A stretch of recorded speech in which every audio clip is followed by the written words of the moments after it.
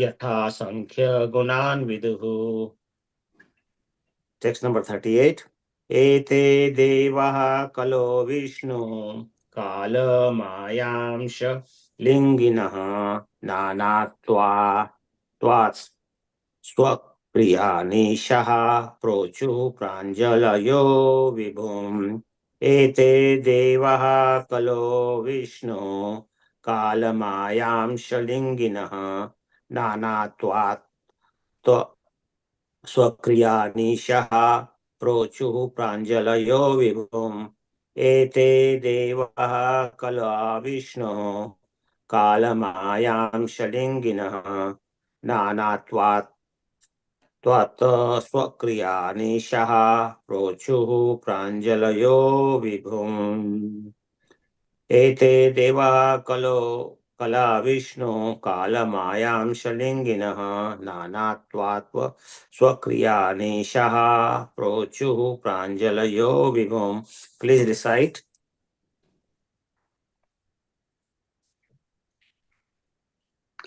एते देवकला विष्णु कालमायां सलिङ्गिनः नानात्वात् स्वक्रियानिश प्रोचो प्राञ्जलयो विभुम्. हरे कृष्ण. हरे Krishna.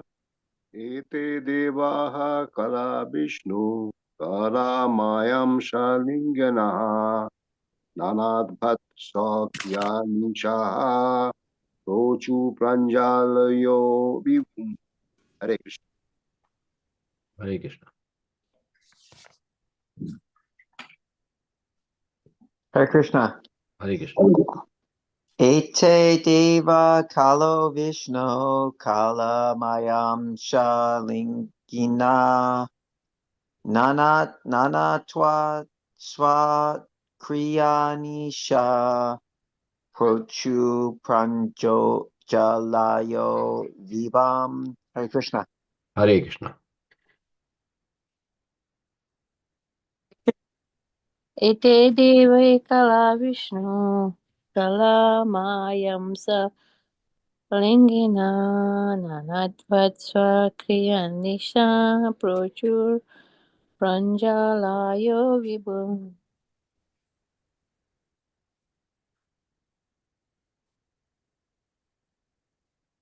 Thank you. Anyone else would like to recite?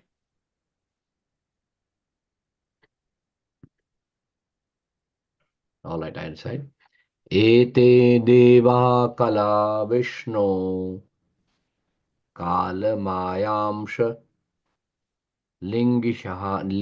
लिङ्गिहा नानात्वात्वा क्रियानीशा प्रोचो प्राञ्जल्यो विभुम्.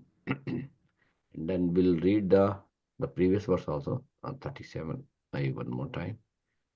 भूतानां आदीनां यद्यद् भाव्या अवारावरं तेषां परानु संसर्गाद् यथा संख्यं गुणान् विदु. Synonyms. Bhutanam, of all the physical elements, Nabha, the sky, Adinam, beginning from, Yat, as, Yat, and as, Bhavya, O gentle one, Avara, inferior, Varam, superior, Tesham, all of them, Para, the supreme, Anusamsgrat, last touch, Yatha, as many, Sankyam, number, Gunan, qualities, Vidu, you may understand. Translation and purport by His Divine Grace Abhay Charan Bhaktivedanta Swami Srila. Translation: O gentle one, of all the physical elements, beginning from the sky down to the earth, all the inferior and superior qualities are due only to the final touch of the glance of the Supreme Personality of Godhead. The next one. Ete deva kala Vishnu kala mayamsha lingiha nanatvat swakriyanishaha prochu pranjalyo vibhum. Synonyms.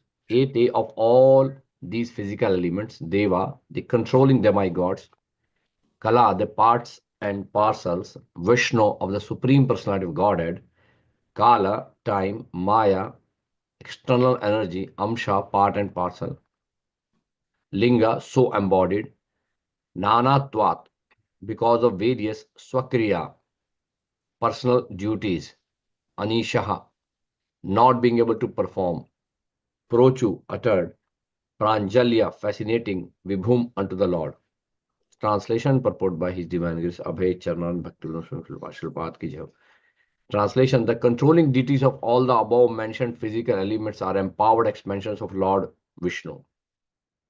They are embodied by eternal time and under the external energy, and they are his part and parcels because they were entrusted with different function of universal duties and were unable to perform them. They offered fascinating prayers to the Lord as follows. Purport by Srila Prabhupada. The conception of various controlling demigod who inhibit the higher planetary systems of the management of universal affairs is not imaginary as proposed by persons with poor fund of knowledge. The demigods are expanded parts and parcels of the Supreme Lord Vishnu, and they are embodied by time, external energy, and partial consciousness of the Supreme. Human beings, animals, birds, etc. are also parts and parcels of the Lord and have different material bodies, but they are not the controlling deity of the material affairs. They are rather controlled by such demigods. Such control is not superfluous. It is as necessary as the controlling department in the affairs of the modern state. The demigod should not be despised by the controlled living entities. They are all great devotees of the Lord entrusted to execute certain function of the universal affair. One may be angry with Yamraj for his thankless task of punishing sinless souls, but Yamraj is one of the authorized devotees of the Lord, and so are all the other demigods. A devotee of the Lord is never controlled by such deputed demigods, whose function as assistant of the Lord, but he shows them all respect on account of the responsible position to which they have been appointed by the Lord. At the same time, a devotee of the Lord does not foolishly mistake them to be the Supreme Lord. Only foolish person accept the demigod as being one on the same level as Vishnu. Actually, they are all appointed as servants of Vishnu. Anyone who places the Lord and the demigod on the same level is called a Pashandi or atheist. The demigods are worshipped by persons who are more or less adherents of the process of jnana, yoga, karma, that is the impersonalists, meditators, and fruity workers. The devotees, however, worship only the Supreme Lord Vishnu. This worship is not for any material benefit, as desired by the materialists, even up to the salvalist, mystics, and fruity workers. Devotees worship the Supreme Lord to attain unalloyed devotion to the Lord. The Lord, however, is not worshipped by others who have no program for attaining the love of God, which is the essential aim of the human life. Persons averse to the loving relationship with God are more or less condemned by their own actions. The Lord is equal to every living entity, just like the flowing Ganges. The Ganges water is meant for purification of everyone, yet the trees on the banks of Ganges have different values. A mango tree on the bank of Ganges drinks the water, and the Nimba tree also drinks the same water, but the fruits of both trees are different. One is celestially sweet and other is hellishly bitter. The condensed bitterness of the Nimba is due to his own past work, just as the sweetness of mango is also due to his own karma. The Lord says in Bhagavad Gita 16.19, Tan aham dvishta kruran samsareshu naradhaman kshipami ajasram ashubhan asushiv eva yonishu. The envious, the mischievous, the lowest of mankind, these do I ever put back into the ocean of material existence, into various demonic species of life. Demigods like Yamraj and other controllers are there for the unwanted conditioned soul who always engage in threatening the tranquility of the kingdom of God. Since all the demigods are confidential devotees serving to the Lord, they are never to be condemned. Om Ajnanatimirandasya Jnananjana Chakshurmittam Yena Tasmai Shri Guruve Namah. Shri Chaitanya Manobhishtam Sthapitam Yena Bhutale Swayam Rupa Kadamaham Dadati Swapadantikam Vandeham Shri Guru Shri Utapatikam Shri Gurun Vaishnavam Shri Rupam Sagarjatam Sahagana Raghunathanvitam Tam Sajim Sadvaitam Savadutam Parijana Sahitam Krishna Chaitanya Devam Shri Radha Krishna Padan Sahagana Shri Vishakhanvitam नमा ओम विष्णुपादाय कृष्णपृष्ठाय भूतले श्रीमते भक्ति वेदांत स्वामी निति नामने नमस्ते सारस्वती देवे गौरवाणी प्रचरणे निर्विशेष शून्यवधि पाश्चात्य देश तरणे नमो महावदान्याय कृष्ण प्रेम प्रदायते कृष्णाय कृष्ण चैतन्य नामिने गौरत्वशुनो पंचतत्वात्मकं कृष्णं भक्त रूप स्वरूपकं भक्तवतारं भक्तखं नमामि भक्त शक्तिकं वाञ्छाकल्पतरुश्च कृपा सिन्धुभ्यो च पतिना पावनेभ्यो वैष्णवेभ्यो नमः। जय श्री कृष्ण चैतन्य प्रभु नित्यानंद श्री अद्वैत तदर्शी वसादि गौर भक्तवृंद। हरे कृष्ण कृष्ण कृष्ण हरे हरे, हरे राम राम राम हरे हरे। नमो विष्णुपादाय Krishna.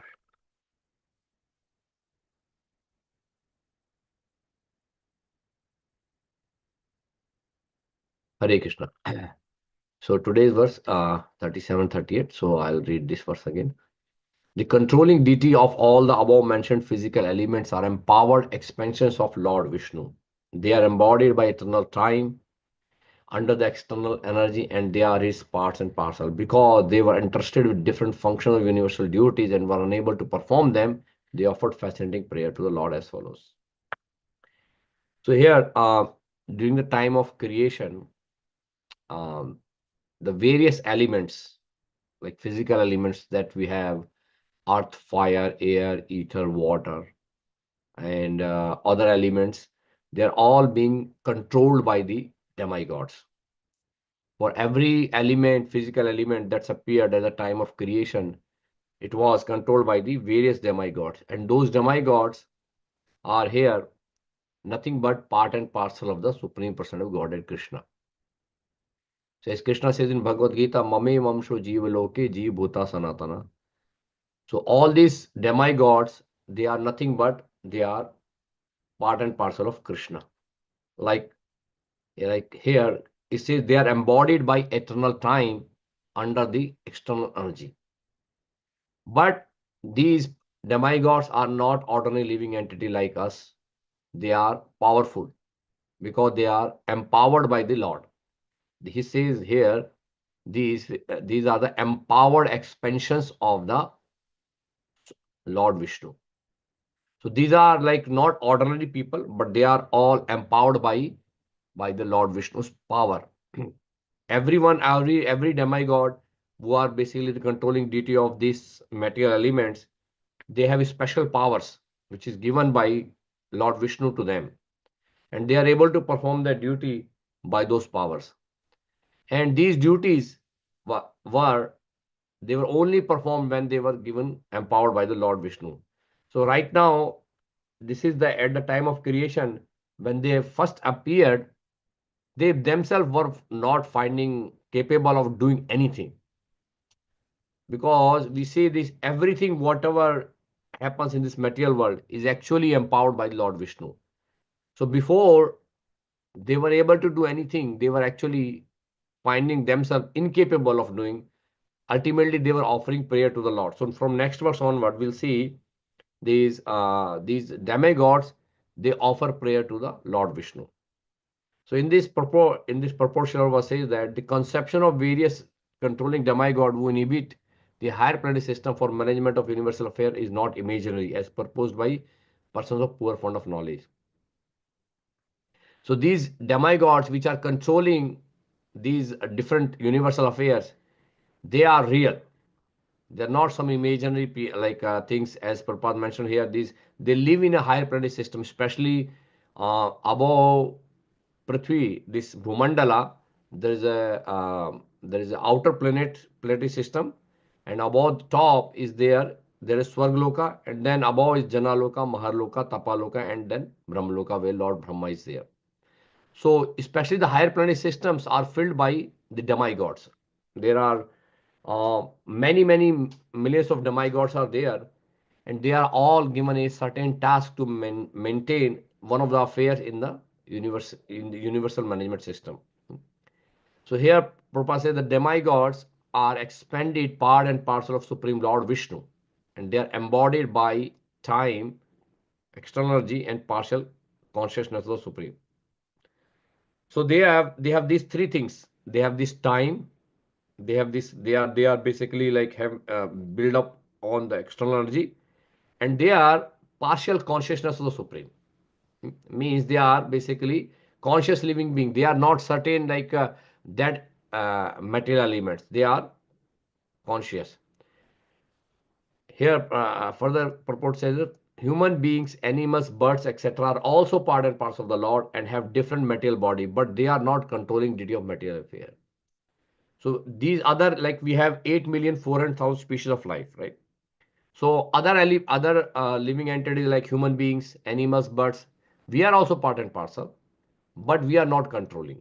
So difference between demigod and the ordinary living entities, that the ordinary living entities, they are controlled by the various karmas, time, and other activities, while these demigods, they are controlling the certain material affair. They are not the supreme controller, but they are working under the guidance of the Supreme Personality of Godhead Krishna. So they are rather controlled by such demigods. So we see these, sometimes we see like we have our senses, our eyes, ears, hands, tongue. They are also controlled by the demigods, and the elements in the universe is also controlled by demigods. So they are rather controlled by such demigods. Here Prabhupada says that they are all rather controlled by such demigods. Such control is not superfluous. It is necessary as controlling department in the affair of modern state. So here Prabhupada compare that in today's world we have different governments. In the federal government we see there are many ministers, many department heads. They maintain different departments. Similarly, we have local government, like we have state level government, we have local governments, and in all the governments they are ministers. They are department heads who are basically controlling the different departments, and they are necessary because without that it's very difficult to perform the function of a government. Similarly, in the universal government, Lord appoints different demigods to control the different section of the universe. So, and these demigods change every time when the Manu change. In the 8th canto of Srimad Bhagavatam, it is mentioned that a Manu, who is basically like the controller of the human population. So whenever Manu change, the six prominent things change in the government, in the universal government. So Manu is first like in one day of Brahma, which is basically like 1,000 yuga cycles. Like we have Satyuga, Treta Yuga, Dwapar Yuga, and Kali Yuga. So when that goes for 1,000 time, it's basically become one day of Brahma. In one day of Brahma, there are 14 Manu comes. So every Manu rules uh, probably about 71 plus Yuga cycles. So during the time of Manu, so when Manu comes, along with Manu, there is the descendant of Manus, the lineage of Manu, like which are the sons of Manu comes, and along with that, the post of Indra will be taken by one of the living entity, and then all the demigods also change, and then the another part is that all the six sages, seven sages who are the advisor to Indra and Manu Maharaj also change, and then finally the Manvantar avatar also change. So there are six things which change every Manvantar. So these six changes are necessary to control the material universe. This all the affair of this material universe is needed to be controlled by these six changes. So here it says that the demigod should not be despised by the controlled living entity. They are all great devotee of the Lord and trusted to execute certain function of the universal affair. So these demigods, here Prabhupada says, they are not ordinary people. They have done very wonderful devotional service in their previous lives. So that's why they are being appointed as demigods. So we should not criticize, we should not, demean them. They are basically given the post by Krishna, and they are great devotees. That's why they are being given a certain this important task in the material universe by the Supreme Lord Himself. And these demigods are not selected by some election system. In today's modern day society, the government is being chosen like by the election. You know, especially where we have this federal government, this democracy, where we basically come and vote, and then we choose who is going to be president, who is going to be this secretary or whatever, like. But in universal affair, there is no such election like this. If when a person become qualified, it is being selected by the supreme personal godhead to stay on that post and then rule for that particular time. So for example, we see in this Manvantara, there was a big fight between Indra and Vamandev. Sorry, Indra and Bali Maharaj. So Bali Maharaj, he defeated Indra, and he took charge of the uh, the uh, the heavenly planets. So then Lord Vamandev appeared, and he actually begged the 3 steps from Bali Maharaj and got the whole kingdom back, and he gave to Indra. But he assures Bali Maharaj that in the next Manvantara, Bali will be going to occupy the post of Indra. So right now we see in the eighth canto is mentioned that Bali Maharaj is currently staying at Sutal along with Prahlad Maharaj. So at the end of this Manvantara, the Bali Maharaj is going to become the Indra in the next Manvantara. So this is 7th Manvantara going on. In the next Manvantara, the 8th Manvantara, Bali Maharaj will going to be the Lord. Bali Maharaj is going to take the post of Lord Indra. In the current Manvantara, the Lord Indra post is taken by person named King Purandara. He is basically ruling he is our Lord Indra in this Manvantara. So they are all great devotees of the Lord. They are not some ordinary people. They are very great devotees of the Lord, and we should basically give them full respect. As Prabhupada says that here, one may be angry with Yamraj for his thankless task of punishing sincere souls. Because see, Yamraj is actually like a whole time, it's 24 by 7. He's busy in punishing like all the these sinful people who are coming there. So he's like a supreme judge for he's like the like he's a chief justice, you can say that, of this universal affair. So all these people who are sinful people, they go to Yamaraj, and Yamaraj actually decide them to give them a different punishment. And nobody said thanks to him because he's punishing them. So, but he's a authorized devotee of the Lord. He's a great devotee of the Lord. So, because his name is Dharmaraj, and we see like in Mahabharata, this Yudhishthira Maharaj, his incarnation of Dharmaraj, and Vidura, he himself was Yamaraj. He came there, and he was basically like playing the role of Vidura because of curse. He came there. So Yamraj is authorized devotee. He's a pure devotee of the Lord, but he's doing the job there by the order of the Lord. But nobody appreciate him. People are scared of Yamraj, and they don't want to see him like that.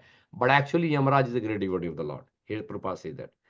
So a devotee of the Lord is never controlled by such deputy demigods whose function as assistant of the Lord, but he shows them all respect on account of responsible position which they have been appointed by the Lord. Very important point here Prabhupada raised is that as a devotee, we are like a Vaishnava, we worship Lord's Supreme Personality of Godhead Krishna.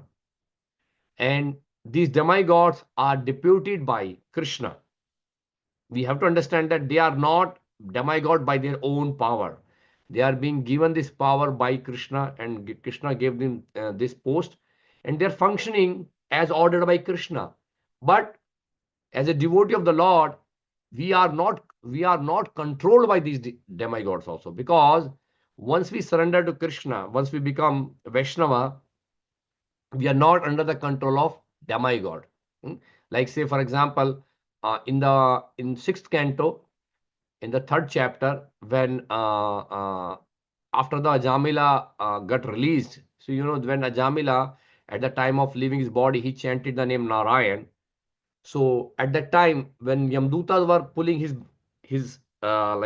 soul out of the body, so at that time he chanted the name Narayan, and at that time the assistant of Lord Vishnu, means messenger of Lord Vishnu, they appeared and they stopped Yamdutas not to take Ajamil, and they say, like, because he chanted the name of Narayan, he is a devotee of the Lord, you cannot take him. So after that, all these Yamdutas, the assistants of Yamaraj, they went back to Yamaraj and they asked, you know, about there was big discussion, and ultimately they were asking that who are they?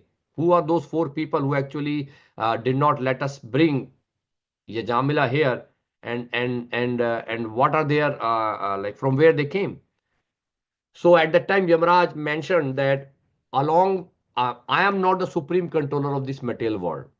There are many controllers. I am just one of them. And but they were actually the like devotee of the Lord. And because Ajamila chanted the name of Narayan, because of that, he become a devotee of the Lord, and he is now out of my jurisdiction. Means when somebody become a devotee of Krishna, they are not being controlled by Ramaraj. So once we become a devotee of Krishna, or once we surrender to Krishna, then Krishna will become our master, and all the demigod, they actually do not control us. That's this purpose. A devotee of Lord is never controlled by such deputy demigod. So we'll never go to Yamraj.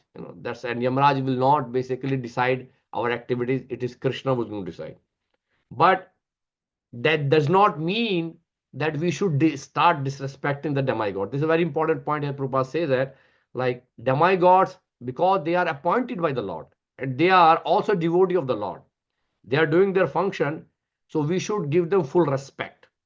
As whenever we see them, like, see, here we don't see much, but in various places in India, in even holy dham, like nowadays we see, like even in like Vrindavan, holy dham also, there are many demigod temples are popping up, like, and peoples are basically like having like these different temples are coming. So whenever we go there, it's not that we should ignore them. Like whenever we see some authorized temples, we should give them full respect. At least we should offer our obeisances, because as Prabhupada said that it's not that we should start criticizing the demigod, because they are doing their duty, and especially they are appointed by the Lord, and they are the devotee of the Lord. But we should, at Prabhupada, say that at the same time, a devotee does not foolishly mistake them to supreme Lord. This is also important, that we should not consider demigod to be the supreme personality of Godhead. They should not be equal to.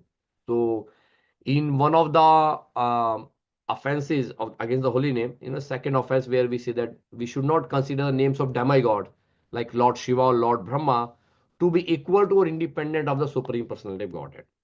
So that also a devotee should not do that. Krishna is supreme personality of Godhead. All the demigods are his part and parcels, and they are working as an assistant to supreme personality of Godhead. They are not equal to supreme personality of Godhead. So that's why we should not mistake them as supreme Lord, but we should not disrespect them, being thinking that they are very like they are just assistant of the Lord, because they are appointed by the Lord. So as because they are appointed by the Lord, they are functioning on the order of the supreme personality of Godhead. So this point we should understand. Only foolish person accept demigod as being a same level as Vishnu. Actually, they are appointed as a servant of the Vishnu. So this is, we should not, we should try, the people, general common people who are not understanding the relationship between Vishnu and the demigods, they sometimes mistakes, and they think that all gods are equal. All these demigods are even equal to Vishnu, but that's not true. Because even Bhagavad Gita, Krishna says that aham sarvasya prabho mata sarvam pravrte iti matva bhajante mam buddha bhava samanvita. So everything, whatever we see in this creation, actually coming from Lord Vishnu, Lord Krishna. So even these demigods are nothing but they are part and parcel of Krishna, that we need to understand. So here, the people who think demigods as equal to the Lord Vishnu or Krishna, is say that they are Pashandi, they are atheist. They do not understand the real position of the Supreme Personality of Godhead. The demigods are worshipped by persons who are more or less adherent to the process of jnana, yoga, karma, that is impersonalists, meditators, or fortitude workers. So bhaktas, the devotees who are the bhakti, who are following the bhakti, they worship Krishna. But other people who are basically following the process of jnana or process of karma or yoga. So in Bhagavad Gita, we see Krishna explain this karma, jnana, yoga. So these people who are interested in them, they actually sometime they go to the demigods. But actually, like these demigods are nothing but the part and parcel of Krishna, which they don't understand. And that's why they are, Prabhupada says, they are called Pashandi or atheist. The devotees, however, worship only the Supreme Lord.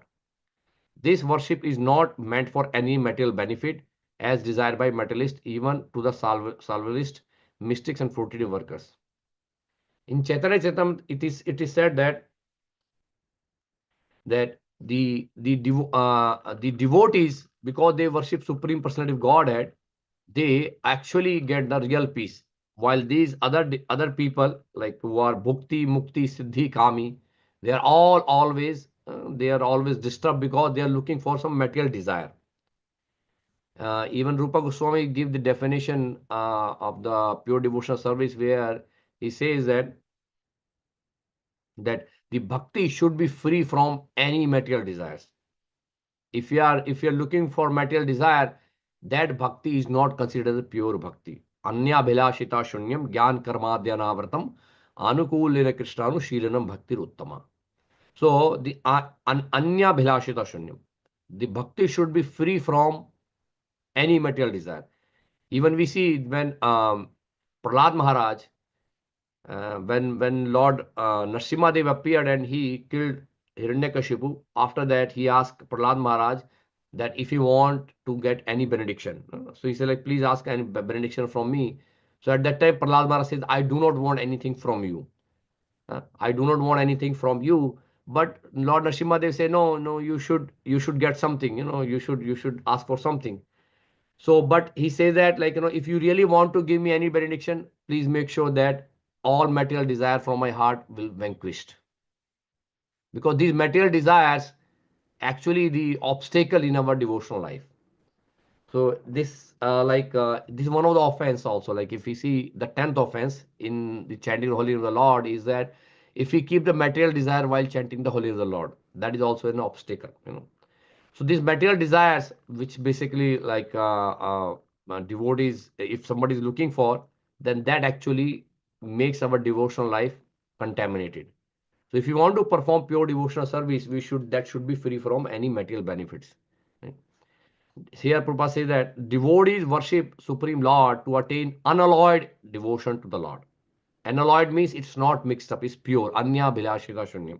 Gyan karma dhyanavratam. Anukul nira krishnam shilanam bhakti uttama. So that our bhakti should be free from any material contamination. It should not be covered by jnana or karma.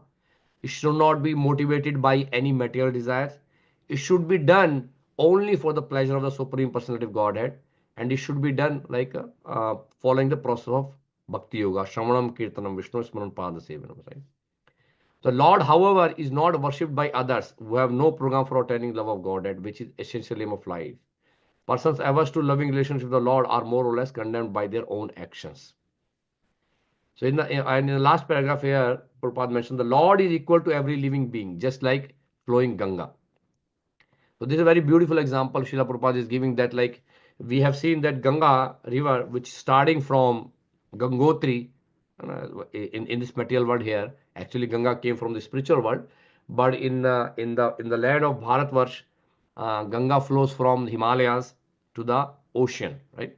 So starting from Gangotri to Ganga Sagar, there are on the bank of Ganga, there are various trees are there. Like Prabhupada say that like Lord is equal to everyone, just like Ganga. So Ganga water is meant for purification of everyone. Anyone who goes take bath on Ganga, they get purified. So Prabhupada says that yet the trees on the bank of Ganga have different values. A mango tree on the bank of Ganga drinks the water, and Nimba tree, which is like neem tree we call, like also drinks the same water, but the fruits of both are different. One is celestially sweet and other is hellishly bitter. If you have tried, I have tried that, like this neem tree, and like if you take it, it's very very bitter. We use it for medicine actually. That neem tree is very like good for medicine, but not for eating or just to apply ointment on your body. That's better. But the taste is very hellishly bitter, while the mango is very sweet, and both drink Ganga water. Both are there on the bank of Ganga. One is drinking mango tree is also drinking Ganga water. Neem tree is also drinking Ganga water. One is giving sweet fruits and other is giving bitter fruit. So it's all depend upon their own past karma. Here Prabhupada says that the condemned bitterness of Nimba is due to his own past work. Just as sweetness of mango is also due to his own karma. So similarly, like Lord is equal to everyone. Lord is not different to everyone. In Bhagavad Gita, Krishna says that Samoham Sarvbhuteshu Nama Deshosti Na Priya. I am equal to everyone, and everyone I treat them everyone equal. If they are if according to their karma, people have different consciousness. And here, this another Srila Prabhupada quotes another verse from Bhagavad Gita. Tan aham dushta kruran samsareshu naradhaman kshipami ajasram asubham ashurasiva eva yonishu. So here this is like Asuri Bhav. In the 16th chapter, in the beginning, Krishna explains the divine qualities in first three verses, and then later he explains this demonic qualities. So here is one of them is mentioned by Prabhupada. Here is the envious, mischievous, the lowest of mankind. Those do I ever put back into the ocean of material existence into various demonic species of life. So, so sometimes we can say that we observe that many people are like still demoniac and they are working like in a Asuri Bhav. So why they are doing that? Because they are Naradhaman. Here Krishna is saying they are Naradhaman. Naradhaman means they are lowest of mankind and they are always engaged in the activities which are sinful. For those people who are not accepting the process of devotional service and always engaging in sinful activities, Krishna is saying that they are being put again back into the material ocean. Again back into the material ocean. So these are it's not that Krishna is intentionally putting them. It is because of their activity. Because they are engaged in sinful activities, according to their karma, they are being put into the hellish condition of life. So we see like in India, various places we have slums. You might have seen that there are slums, and there are many people who are living in a very poor condition of life. Many people doesn't have even proper food, proper clothing, proper stay homes and all. So some people might say, well, if God is there, if Krishna is there, why these people are suffering? If God is there, then why these people are not giving the not given this proper food, proper clothing and all those kind of things. So it is because of their own karma. It's one of them is because of their own karma.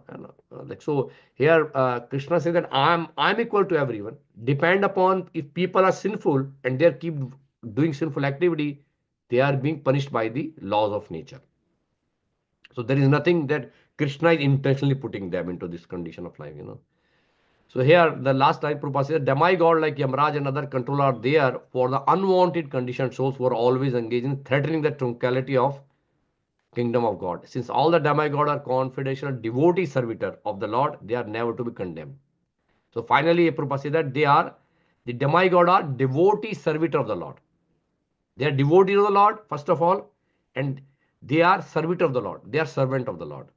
So we should understand that that's why, and we should never condemn that why demigods, why Yamaraj is punishing this, all the sinful living entities, while these demigods are giving. Sometimes we see hurricanes, sometimes we see these natural calamities are happening, and these are being brought by the demigods. So these demigods, they say why these demigods are working like this. They are working under the control of Supreme Personality of Godhead. So we as a devotee of the Supreme Personality of Godhead, we should give them full respect by understanding that they are nothing but the devotee of the Lord, and they are appointed by the Lord, and they are serving on the purpose of the Lord. And in Bhagavatam it is mentioned that the any living entity who moved up to the point of Lord Brahma, like in Lord Brahma, there are Lord Brahma's planet Satyaloka. There are many living entities, and when they go there, they stay with Lord Brahma till the end of this universal cycle. And once everything finished, Lord Brahma, along with many of them, like not all of them, many of them actually went back home, back to Godhead, because Lord Brahma performed the duty of taking care of the universal affair on the order of Supreme Personality of Godhead. So when these demigod, they perform their duty very nicely, they are being promoted because they are devotees, and they are working on the order of the Supreme Personality of Godhead. So we should give them full respect, and we should never condemn them for whatever action they are performing. They are working under the order of the Supreme Personality of Godhead. All right. With that, I'll stop now here, and we will see if anyone have any comment or any questions or any reflection they would like to share.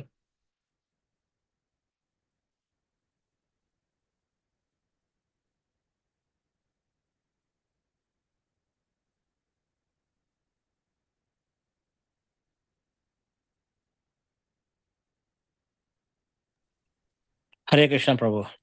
Hare Krishna. Thank you for your nice class. Prabhu, one thing, like you said, the people living in slum, they are being punished by the Lord. That's fine, but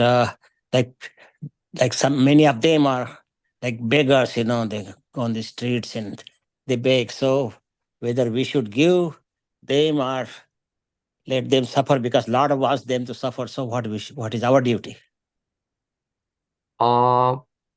I remember one time, one devotee was saying that one Srila Prabhupada disciple, I heard that he was saying that he like Prabhupada used to give them some money, some change. When one time like Prabhupada was going somewhere and his car stopped at the light, and somebody some beggar came and they were asking money.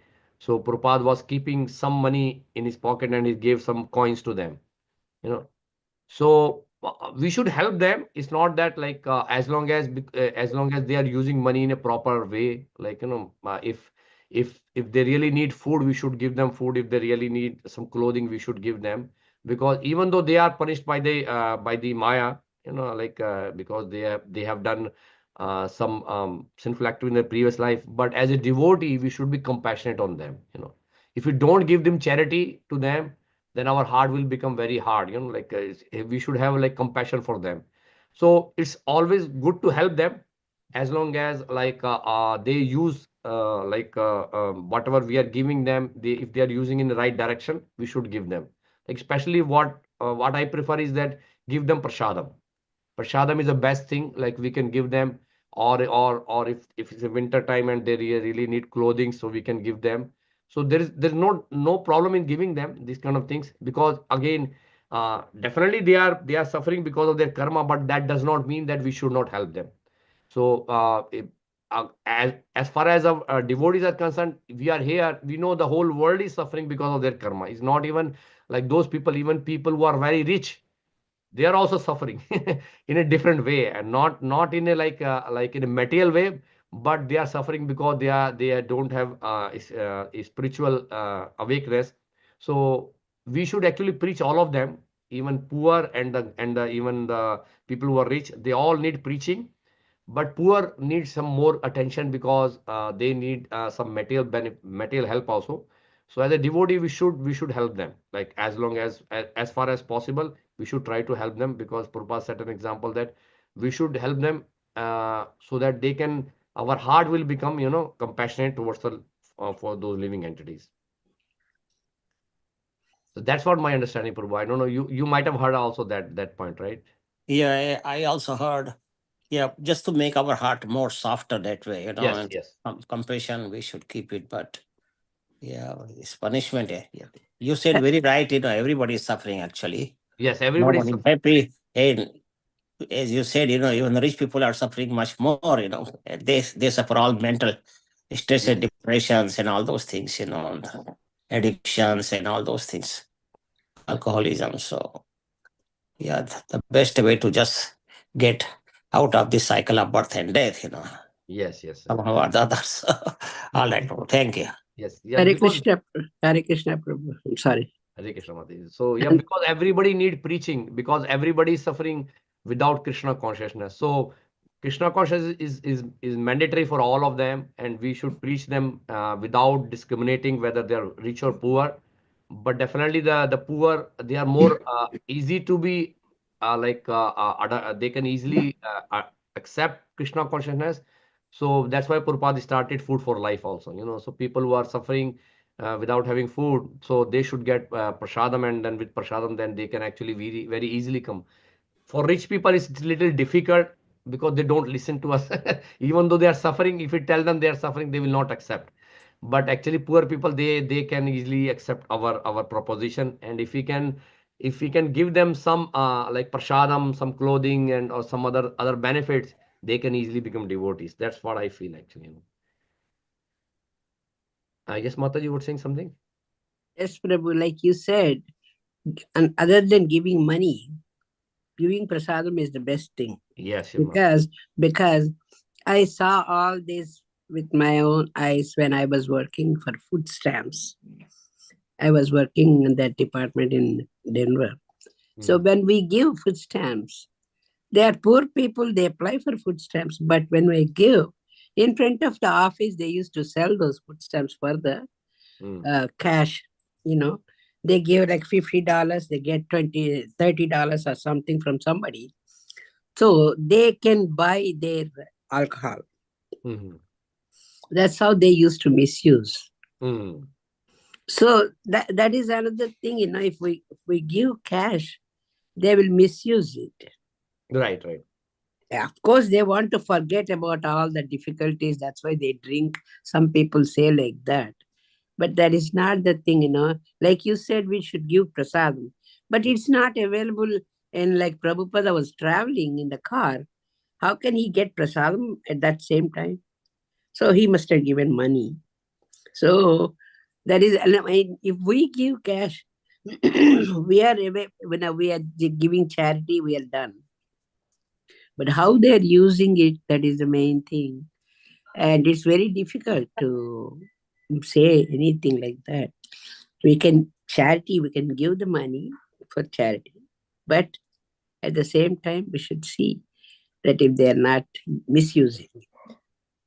Yes, yeah, that's true. We should not give them a lot of money. Like if we Whatever it is.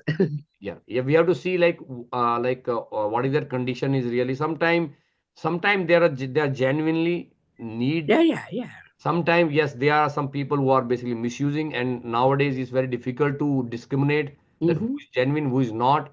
So Prabhupada says that just give like a little bit of that and then go for that, and That's all.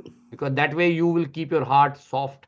We will keep our heart clean. But Yeah. at the other side, I don't know whether we are contributing to that person to become more alcoholic or somebody like that.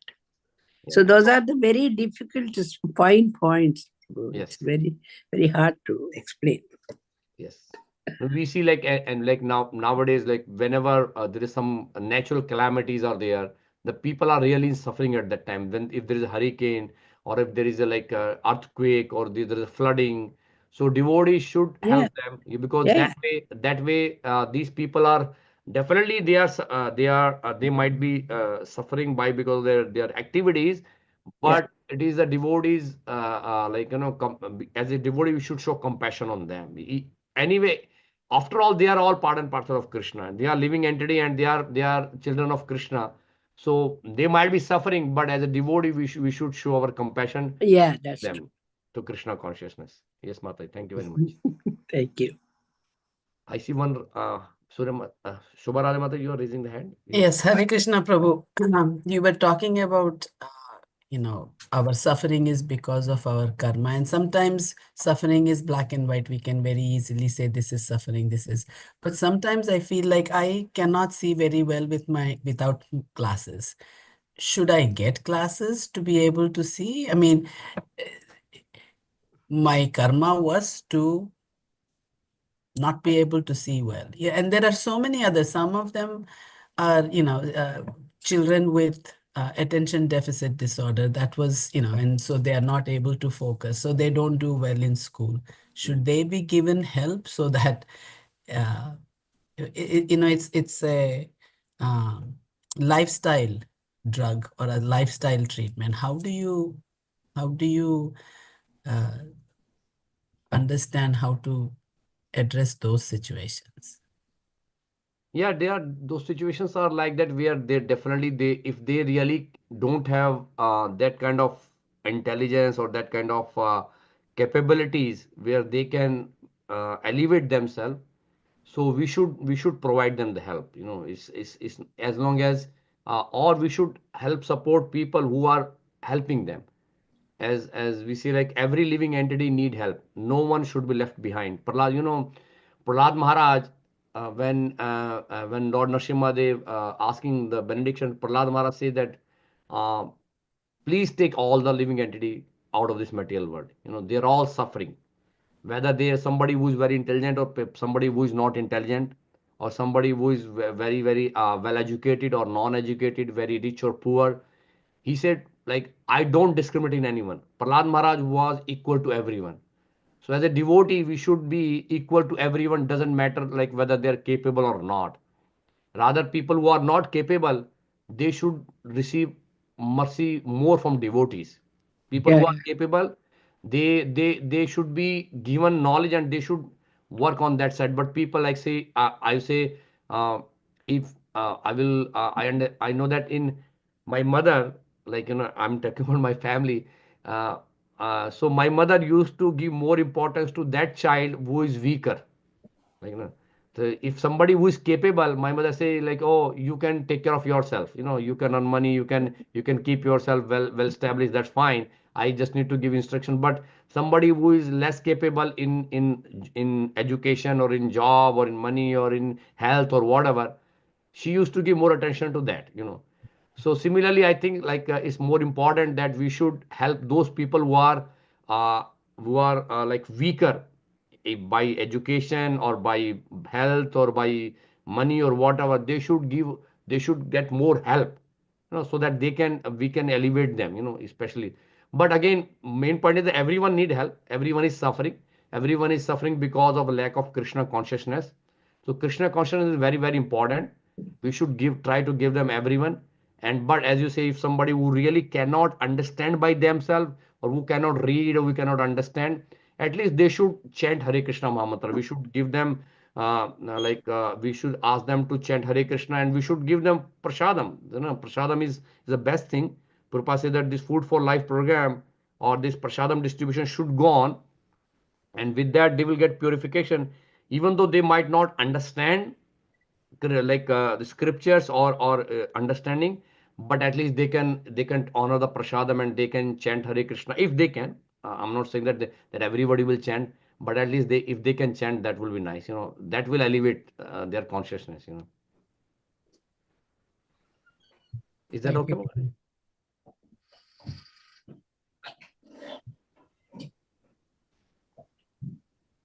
Is that okay, Chanya Mataji? Prabhu has his hand up. Okay, sure. No, is that okay? You want to say Yes, Prabhu. anything more on that? Okay. Yeah, Acharya Prabhu, please go ahead. Hare Krishna, thank you. Honestly, I think sometimes because we're devotees and we have this amazing, all-encompassing universal philosophy, I think we actually sometimes overthink this idea of helping others or quote unquote mundane welfare work, and we overthink it a little bit. And here's what I mean. If you're walking down the street and and next to you, an elderly person drops their bag, you don't need to think, well, in 1920, Bhaktisiddhanta gave a talk and he said, you should give a check. No, you don't. It's just a natural human thing. A person drops the bag, you help them pick it up. And it's like that. It's like that for other things. If someone's sick, you go to the doctor. If someone needs something, you help them. You don't everyone in the world does this even without Krishna consciousness. It's just a normal, natural thing. And as devotees, we do it also, and we don't need to quote, 50 shlokas to help someone in need. Of course, because we're devotees, we prioritize that we want to give spiritual aid first, and we want to help someone's Krishna consciousness first. But this idea of helping others should be the most natural thing in the world. And it's not always necessary to over philosophize it and debate it. Should I help? Should I not help? It's always good to help someone according to your ability, according to your inclination, and when possible, make that help in a spiritual way also. Hare Krishna, thank you. Hare Krishna. Yes, Prabhu, no, I completely agree with you. Even I remember like in the eighth canto, Srimad Bhagavatam, like when there is a pastime of churning of milk ocean. So in that the very first thing that came out from the churning of milk ocean was the poison, and poison was it was basically killing everyone. So at that time, all the demigod, they approached Lord Shiva, and Lord Shiva actually drank the whole poison. So after that, Sukdev Goswami says that, glorifying Lord Shiva, that helping living entities, and compassion for living entities is the best welfare activity or best devotional service to Supreme Personality of Godhead, actually. So helping other is like which actually pleases Lord, because Krishna is sitting in the heart of all living entity. When we help other people, whether whatever, as Prabhu says, helping, giving, even opening a door for someone, or helping like elderly person to go to places, all these things is noted down. It's not that like we should stop, because that is the natural activity for all human beings to help other people. So that's right, Prabhu. Very, very nice. Thank you very much. Anyone else have any other Yeah, comment? thank you. That was nicely put. Yes, Prabhu. Thank you very much. Hare Krishna, Prabhuji, thank you very much. Your all discussion reminded me of the purpose of Srimad Bhagavatam. Yes. Develop love for God and compassion for others. So, Yes, Mataji. thank you so much for reminding all these important things. Yes, Jeev Daya is one of the qualities that all devotees should have. Like, compassion for all the living entities. Yeah. Yeah. Hare Krishna.